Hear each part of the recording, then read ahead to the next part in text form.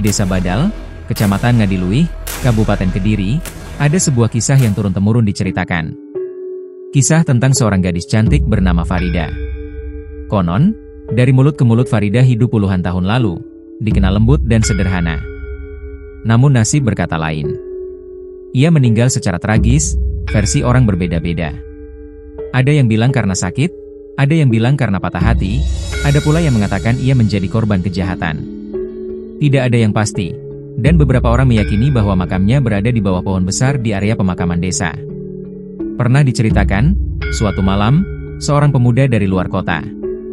Di tepi jalan, ia melihat seorang gadis berkerudung putih, parasnya cantik, senyumnya menenangkan. "Mas, bolehkah aku minta tolong diantarkan pulang? Rumahku dekat," katanya lembut. Pemuda itu terpesona, langsung mengangguk dan berkenalan. Sepanjang perjalanan, gadis itu banyak bercerita.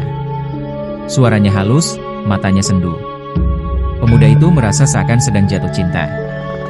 Namun ketika sampai di tempat yang dimaksud, ia tertegun. Mereka berhenti bukan di depan rumah, melainkan di area pemakaman Desa Badal. Gadis itu menunjuk sebuah makam di bawah pohon besar. "Aku sudah sampai," ucapnya perlahan. Lalu ia berjalan pelan ke arah makam tersebut, tubuhnya semakin kabur, semakin transparan, hingga hilang bersama angin malam. Pemuda itu jatuh terduduk dan pingsan sampai pagi. Sejak saat itu, cerita tentang Farida semakin tersebar.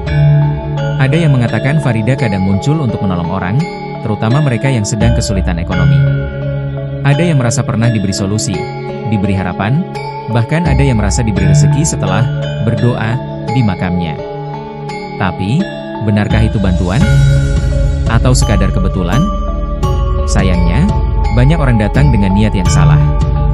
Mereka datang bukan untuk mendoakan, tetapi datang dengan meminta kekayaan, melunasi hutang, bahkan meminta pesugihan. Mereka menganggap Farida bisa memenuhi keinginan mereka, tanpa perlu usaha, tanpa perlu doa kepada Tuhan. Padahal, tidak ada kepastian kebenaran cerita-cerita itu. Semua hanya kisah-kisah yang berbeda, berseliweran, tanpa bukti dan tanpa sumber yang jelas. Dan yang paling berbahaya, adalah ketika keyakinan mulai tergeser kepada selain Tuhan dan menyebabkan kita jadi tersesat. Karena jika benar Farida adalah manusia yang meninggal, maka sudah sepantasnya ia didoakan, bukan dijadikan tempat untuk meminta.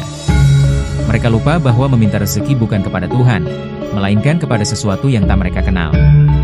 Padahal, benar atau tidaknya cerita Farida, tidak seharusnya manusia meminta kekuatan pada selain Tuhan.